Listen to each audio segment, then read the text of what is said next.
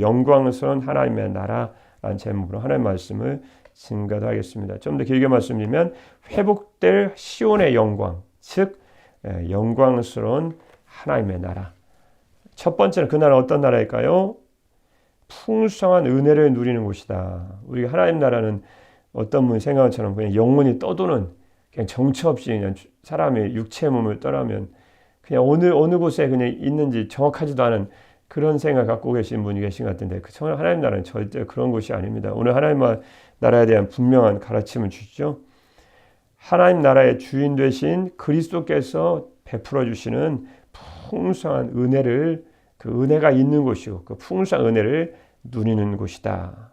2절입니다. 시작입니다. 그날의 여호와의 싹이 아름답고 영화로울 것이요 그 땅에 솟아난 이스라엘의 피난한 자를 위하여 영화롭고 아름다울 것이며. 오늘 본문의 말씀이 이제 이 단어들이 말씀이 무슨 문장의 뜻이 무엇인지 거기에 대한 이해만 분명히 하게 하시면 오늘 본 말씀은 어떤 의미를 우리에게 주는지를 분명히 알 수 있겠습니다.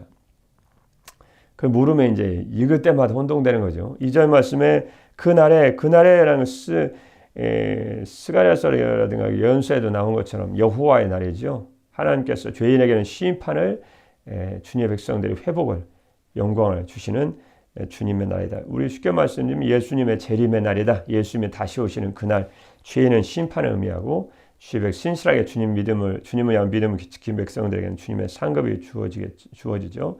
그래서 그날에 여호와의 싹이 아름답고 영화로울 것이요.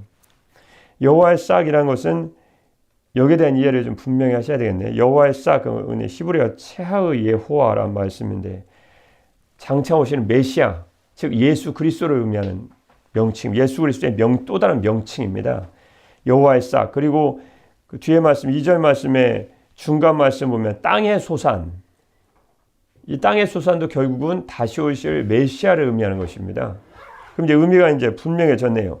여호와의 싹이 아름답고 영화로울 것이요. 즉 여호와의 싹은 메시아, 즉 예수 그리스도를 의미하는 또 다른 명칭인데요.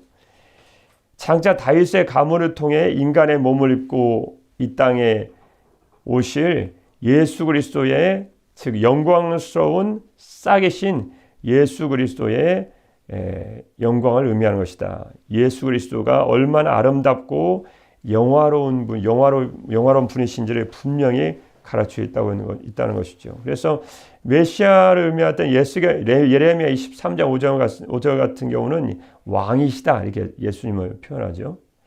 또 스가랴서 3장 8절 말씀 같은 보면 싹이다. 예전엔 순이다. 그래서 우리는 무슨 순장본 그러는데 이게 원래 싹이란 뜻인데 예수님을 왕, 싹, 또 오늘 2절 말씀에요.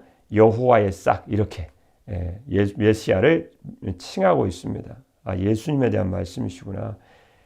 그리고 뒤에 말씀 보시면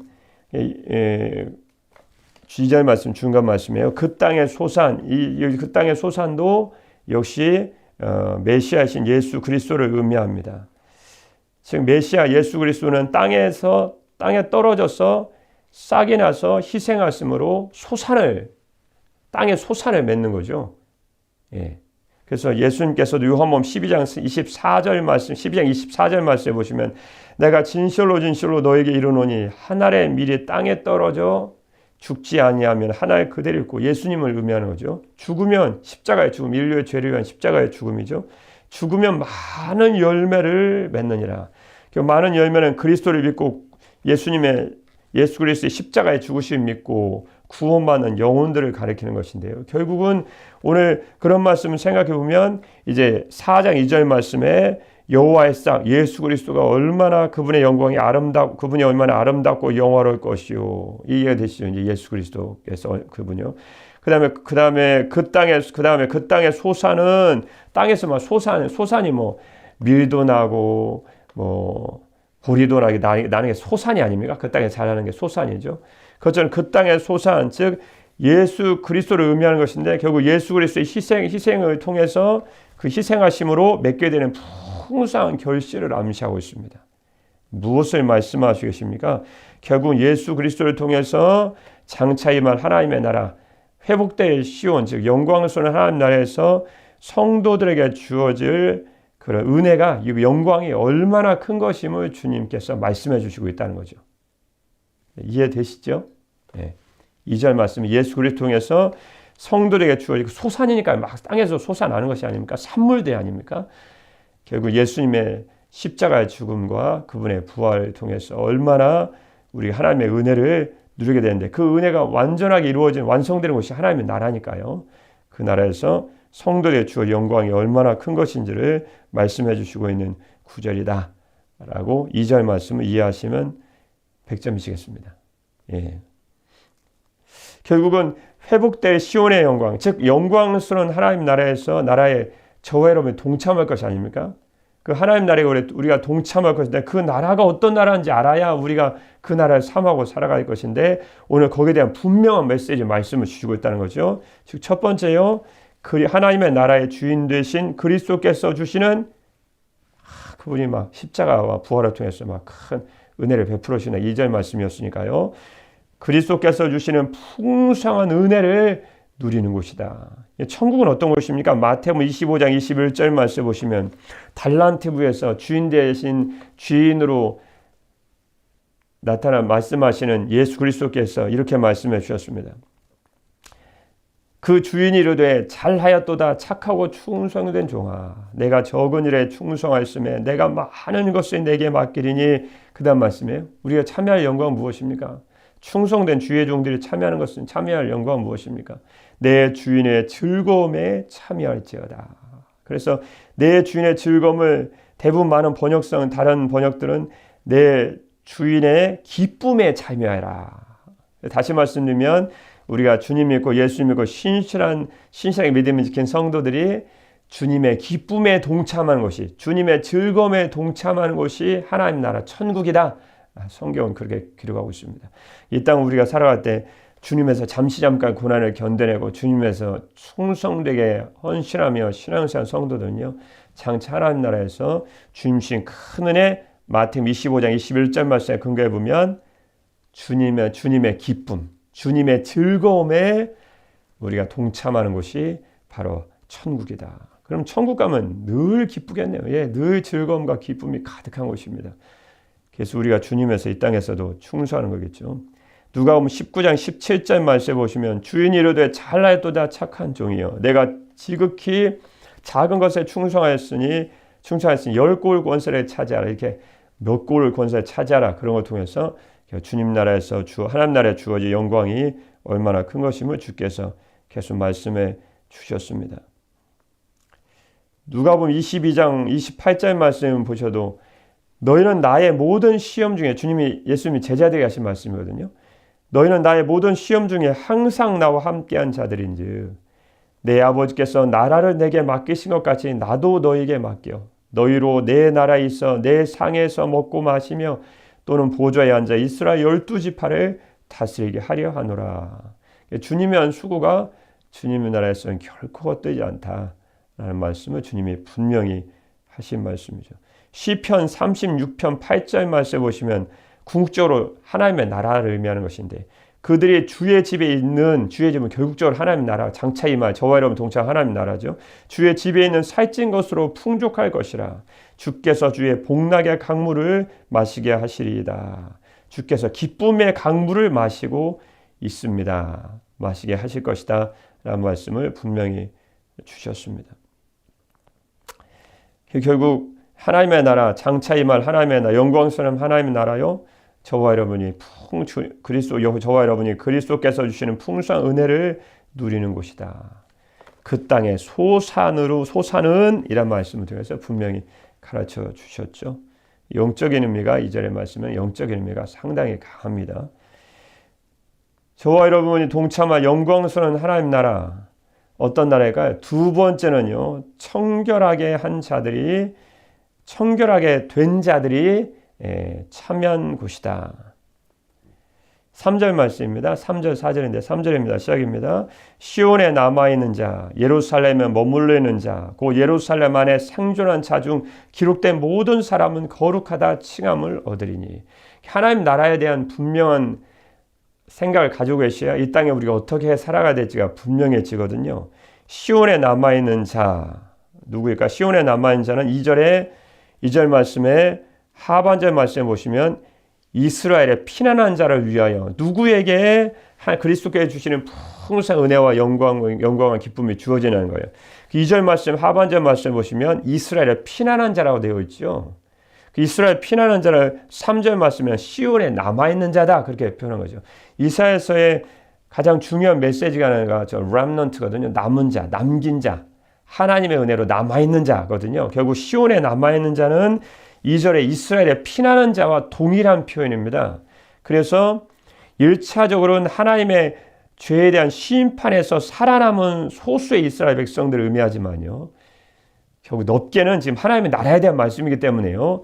모든 시대의 하나님의 택함을 받은 택함받은 성도들, 모든 시대, 과거, 현재, 미래, 주님 날이 임할 때까지 주님의 택함을 받은 모든 성도들을 가리키는 것이다. 여러분 이사야서의 말씀 세 부분으로 서로의 말씀드렸죠.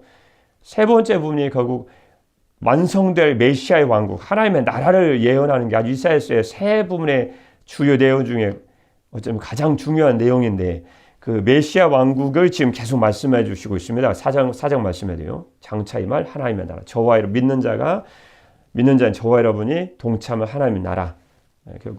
이사야서 어떤 내용인지를 세 부분만 분명히 알고 계시면 읽을 때마다 이 부분이 첫 번째구나, 두 번째구나, 세 번째구나. 쉽게 말씀드리면 가장 두 부분을 딱 나누면 죄에 대한 하나님의 심판, 장차 임할 하나님의 나라. 메시아 왕국, 그리스도의 다시 하나님 나라. 그 사자형 말씀에도 결국 그에 대한 말씀이죠. 시온에 남아있는 자는 결국 모든 시대에 하나님의 택함을 받은 성도들이다. 그런데 기록된 모든 사람이네요. 이런 기록된 모든 사람은 all who were written인데 이 말씀은 하나님의 생명책에 기록된 자다라는 말씀이죠. 결국 생명책에 기록된 사람, 농명된 사람이라고도 얘기하는데 결국 이런 사람들 결국 하나님의 나라에서 영화로운 상태에 이르게 되는 거룩한 주님의 백성들을 의미하죠. 그래서 3절 말씀에 시온에 남아있는 자, 예루살렘에 머물러 있는 자, 곧 예루살렘 안에 생존한 자 중 기록된 모든 사람, 우리는 계시록 말씀을 보면 생명체에 기록된 자들이죠. 그런 사람은 결국 거룩하다. 세상의 죄와 구분된 존재니까 당연히 거룩한 백성, 즉 성도라는 칭호를 받게 될 것이다 라는 말씀이죠. 4절 말씀에 보시면 그에 대한 배경을 잠깐만 더 살펴보시면 고대 도성들은요, 고대 성들은 도성의 시민으로 인정된 자들의 이름을 모두 기록한 시민 임명록이라는 것이 존재했답니다. 그 성사람 여기에 거하기 합당한 사람 인정된 사람 하면 시민 임명록에 다 그 이름이 기록됐답니다. 그런데 오늘 말씀은 이제 그 정도가 아니죠. 역사적인 것은 그런 사실이고요. 결국은 종말론적 주님이 재림하셔서 이 땅에서 새로운 새 하늘 이루시는 그 종말론적인 의미를 살펴보면 결국 주님의 생명책에 이름이 기록된 자들은 주님 주시는 영원한 생명과 복에 동참해야 될 것이다. 그렇지 않으면요, 영원한 죽음과 저주에가 있는 지옥에 처하게 되고 지옥의 형벌에 처하게 된다는 거죠. 4절 말씀이에요.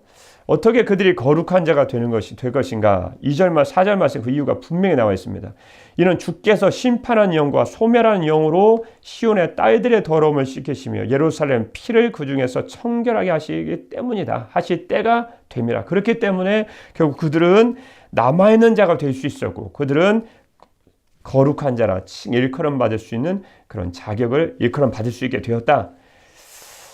여러분 심판한 영과 소멸한 영 성경에 여러 번 나오죠. 결국은 심판한 영, 소멸한 영, 심판 악인의 징벌을 당하기 때문에 심판의 영이고요.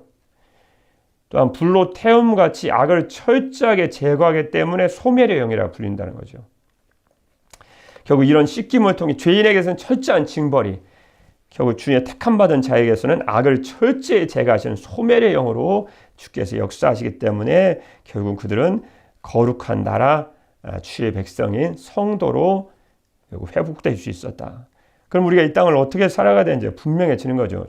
이에 대한 출애굽기 19장 5절 말씀에 보시면 이스라엘 백성들 택함받은 이스라엘 백성들에게 주님이 이렇게 말씀해 주셨습니다. 출애굽기 19장 5절 말씀에 세계가 다 내게 속하였나니 너희가 내 말을 잘 듣고 내 언약을 지키면 너희는 모든 민족 중에서 내 소유가 되겠고 너희가 내게 대하여 제사장 나라가 되며 그다음 말씀에 거룩한 백성이 되리라. 소멸한 영이죠. 소멸한 영으로 주대의 죄를 다 깨끗하게 하니까요. 너는 이 말을 이스라엘 자손에게 전할지니라. 그래서 이 땅을 살아가는 저희들이 이제 이 땅의 죄악 가운데 우리를 깨끗하게 해야 될 것을 주님이 분명하게 말씀해 주시고 있는 것입니다.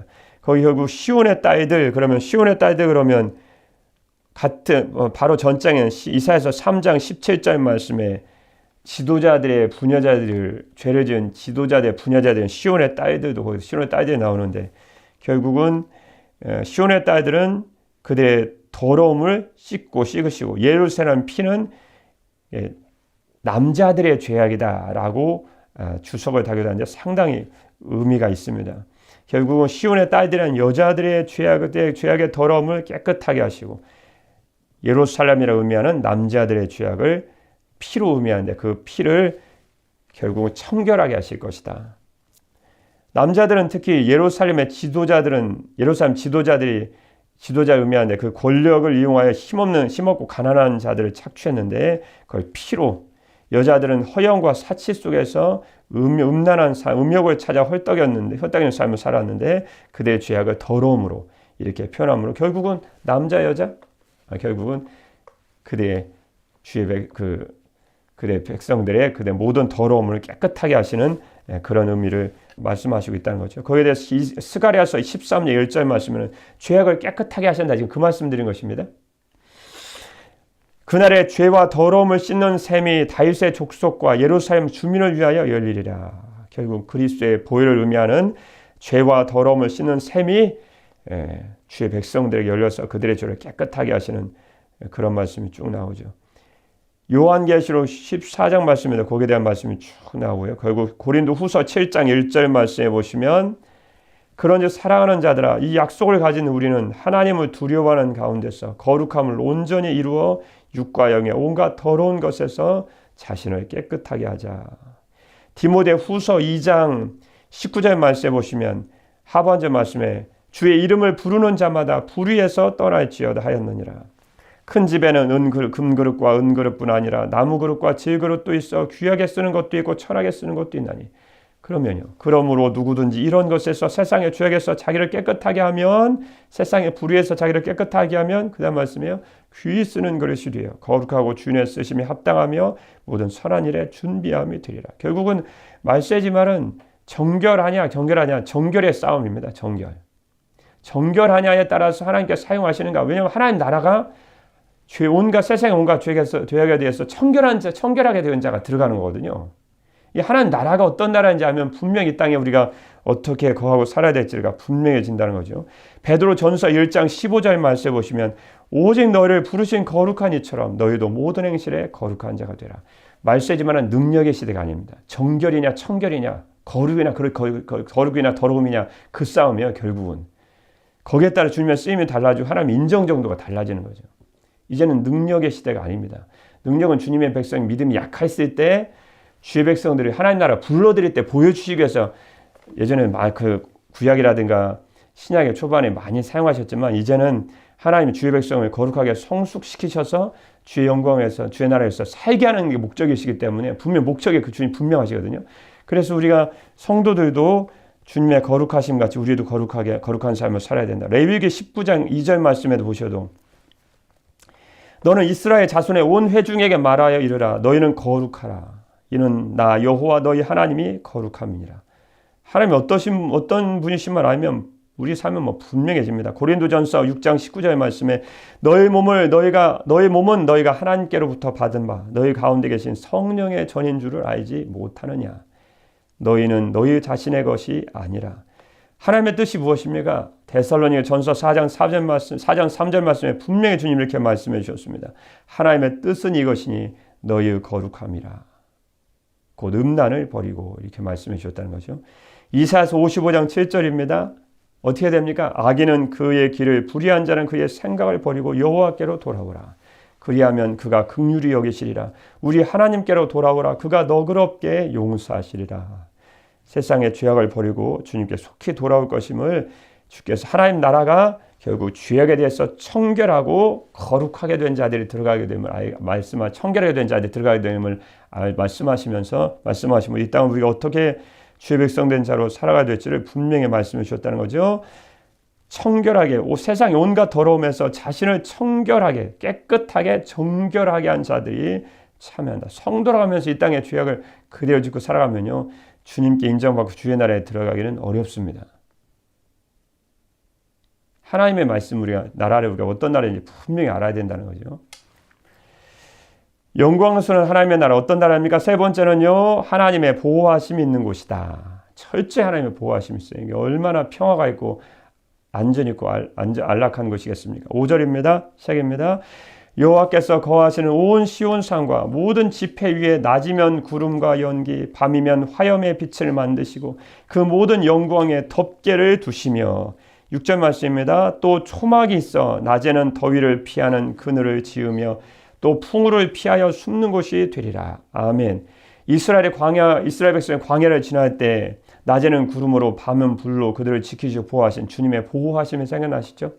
우리를 그때 시대를 우리를 인도하고 있습니다. 그러면서 6절 말씀에도 보셔도 초막이 있어 낮에는 더위를 피하는 그늘을 지으며 또 풍우를 피하여 숨는 것이 되리라. 세상의 모든 악인들로부터, 세상의 모든 악한 자들로부터, 세상 위험과 모든 것으로부터 주님은 그들을 초막이라는 것 표현을 통해서 그들을 보호하심을 분명히 말씀해 주겠습니다. 낮에는 더위가 나 풍우 이런 것은 다 주의 백성을 해하는 그런 악한 자들인가 해롭게 하는 것들이죠. 거기에 대해서 시편 91편 10절 말씀에 지존자의 은밀한 곳에 거주하며 전능자의 그늘 아래 사는 자예요. 결국 가장 중요한 보호막이 되시고 초막이 되신 분이 하나님이시죠. 하나님이 그들을 보호하신다. 요한계시록 21장 1절 말씀에 보시면 또 내가 새 하늘과 새 땅을 보니 하나님의 나라네요. 처음 하늘과 처음 땅이 없어졌고 바다도 다시 있지 않더라. 또 내가 보매 거룩한 성 새 예루살렘이 하나님 나라네요. 하나님께로부터 하늘에서 내려오니 장차 저와 여러분이 참여할 것입니다. 그 준비한 것이 신부가 남편을 위하여 단장한 것 같더라.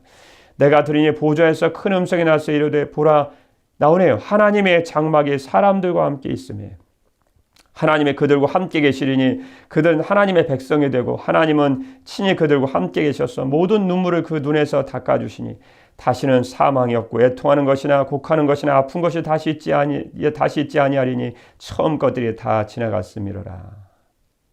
그날엔 눈물도 없고 슬픔도 없고 괴로움도 없습니다. 하나님 나라는 하나님의 완전한 보호하심이 있는 곳이다. 예전에 한번 말씀드린 적이 있는데 차인표 신앙시민 차인표 작가 이제 작가가 됐죠.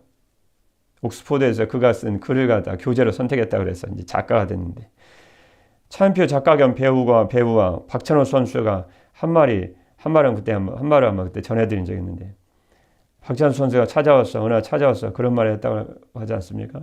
참 믿는 자가 새겨들어야 될 말 같은데 성공한 사람이 그 성공을 오랫동안 유지하는 데는 한 가지 법칙이 있는 것 같습니다. 라고 박찬호 선수가 얘기했습니다. 그것은 무엇을 더 잘하는 것이 아니라 남들이 당연히 모두 하는 것 중에 모두 누리는 것 중에 자신을 절제하고 하지 않는 것이 있어야 합니다. 신앙생활에도 똑같습니다. 어떻게 하면 주님에 대해서 승리하는 주님의 쓰임받는 주님 영광스러운 주의 자녀들 하나님 나라의 영광스러운 모습으로 참여한 자가 될 수 있습니까? 남보다 더 한 가지를 더 잘하는 것도 중요하지만 더 잘하는 것보다 더 잘하는 것이 아니라 남들이 다 할 수 있는 누리고 있는 것 중에 자신을 절제하고 하지 않는 것이 있어야 된다. 마땅히 해도 될 것 같지만 그걸 절제하고 누리지 않는 거예요. 세상의 죄악을 누리지 않는 거예요. 그게 진정한 성공, 또 영적인 성공, 오랫동안 유지하는 방법입니다. 얼마나 많은 사람들이 갑자기 떴다가 사라진 사람, 영멸을 하는 사람이 얼마나 많이 있습니까? 정말 사람들이 어떤 사람은 한 번 말씀만 전하면 막 조회수가 그 실시간 조회수가 10,000명입니다. 뭐 몇 명입니다. 어떤 분이 얘기하니까 그렇게 얘기하더라고요. 지금 실시간 조회수가 얼마입니다. 대단하죠? 근데 어느 순간에 사라졌어요. 왜 사라졌을까요? 들통나가지고. 안타까운 일이지만. 그래서 세상의 죄악을 누리고 살다가 그게 들통나버린 거예요. 그러니까 한순간에 사라져버린 거예요. 한순간에 사람들 시각에 없어지고 멸망해 버리는 거예요. 왜 그러냐면 남들이 누릴 수 있는 것을 준 영적인 성공의 것은 결국은 마땅히 누릴 수 있는 것 같지만 누리지 않는 거거든요. 절제가 정말 필요하다는 것입니다. 이 말씀이 얼마나 요즘 시대 살아가는 저희들에게 얼마나 중요한지 아시겠죠? 결국은 절제고 정결이고 청결입니다. 그게 마지막 주님 오신 날까지 저희 영적인 생활의 핵심이라는 거죠. 오늘 이후로 여러분은 하나님의 나라의 주인 되신 그리스도께서 주시는 풍성한 은혜를 누리고 세상의 온갖 더러움에서 자신을 청결하게 된 자들이 참여하며 하나님의 완전한 보호하심이 있는 영광스러운 하나님 나라를 오늘도 사모하며 그 날에 참여하기를 기대하고 고대하고 사모하심으로 여러분의 영원한 구원으로 부르신 하나님께만 큰 영광을 돌리고 그 나라의 영광 속에 동참하는 주의 백성들 되시기를 우리 주님의 이름으로 축복합니다. 기도하겠습니다. 이 모든 것이 이렇게 풀어지리니 너희가 어떠한 사람이 되어야 마땅하냐. 거룩한 행실과 경건함으로 하나님의 날에 임하기를 바라보고 간절히 사모하라. 사랑의 우리 주 하나님 아버지, 참으로 음란한 세대요 악한 죄악이 창궐한 세대입니다. 주의 백성된 저희들이 더욱더 거룩하고 정결한 삶 힘쓰므로 저희들이 그리스도께서 주시는 풍성한 은혜를 누리고 세상과 더러움에서 자신을 청결하게 된 자들이 참여하며 하나님의 완전하신 보호하심 있는 영광스러운 하나님 나라의 영광스러운 모습으로 모두 다 동참하고 참여할 수 있도록 사랑하는 성도들 지켜주시고 오늘 하루도 함께하여 주옵소서. 영광 가운데 함께 하시는 영광 가운데 다시 오실 우리 주 예수 그리스도의 이름으로 기도드립니다. 아멘.